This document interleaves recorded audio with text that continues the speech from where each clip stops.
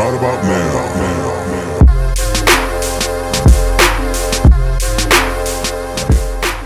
Just realize that. Just stay on point and don't be distracted. And don't let people come into your personal space, into your home, into your time that you should meditate within yourself.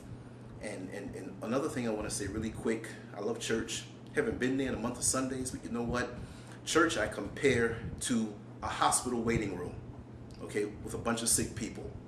You have a bunch of sick people, spiritually sick people who are going there to try to get well. That's very commendable.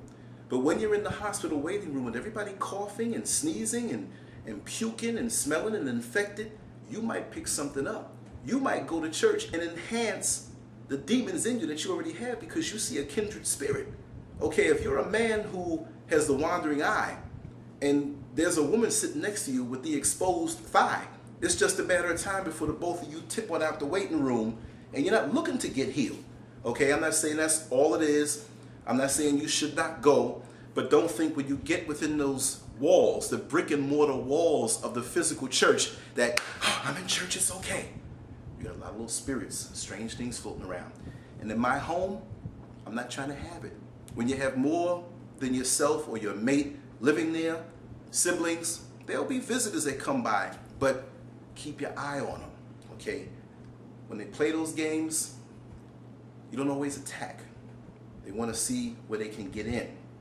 You step back, you observe them. They'll try to get a rise out of you. They'll try to play a role. Your wisdom and experience tells you, okay, this is what this person wants to do. Go ahead and do it. I'm not fighting it. I have my own legacy to build, okay? They will show themselves up in time, but do not allow them to disrespect your position and take your peace of mind.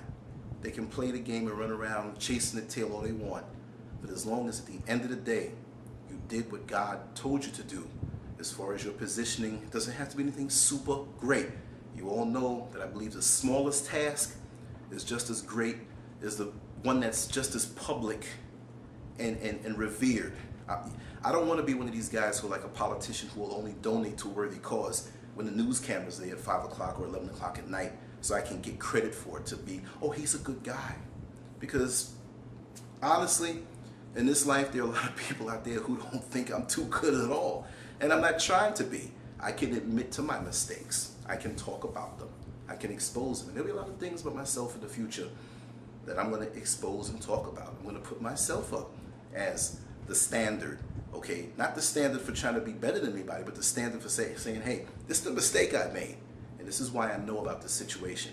Anyway, don't want to ramble too long or go over the 10-minute YouTube limit or Black Planet limit. This is Lance Skirvin, America's most outspoken artist. Please hit me on Facebook. Please hit me on Twitter. Please hit me with the emails and leave your comments on either board and let's vibe. I love to vibe and keep the emails coming. I love you all. I had a little emergency a family medical emergency recently. Everything is all right. Thank you for your emails. Thank you for caring. It really brought tears to my eyes to know that you guys love me as much as you do. Because sometimes I've been in certain points in this life where I didn't know who loved me. I know God loves me, but it's nice when your brothers and sisters extend that, and I try my best to extend that out to you through what I do. And thank you for being there, all right? Take care and leave your comments. I love you. Bye-bye.